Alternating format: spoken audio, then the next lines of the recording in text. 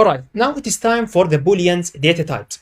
Now, the Boolean is something either true or false, 1 or 0. Now, this is it. So, how to test this out? Let's put bar, this var variable, okay, and let's put inside it true. Now, you can see that the true is, the T is capital, and without, sorry, I forget about this, without quotation. So, var 1 is equal true, and if you hover here you can see that it is Boolean, and the same thing for var 2, and this equal this time false, but as you can see the F is capital as well. All right, now actually if I print this it will show us. So let's print var 1 for example. Okay, now let's return here. You can see that it is true now, as expected actually, which is true. Okay, now what if I put 0 here, or let's put 1, 0 for false and 1 for true.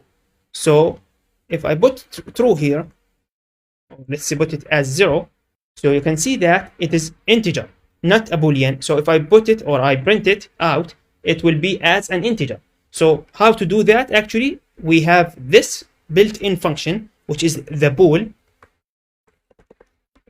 This to convert the value to a Boolean function.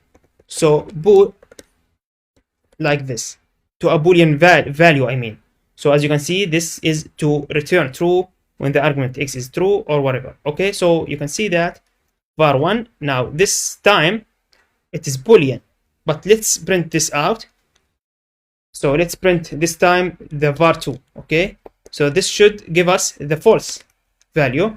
So if I type here, you can see it is false, though it is 0.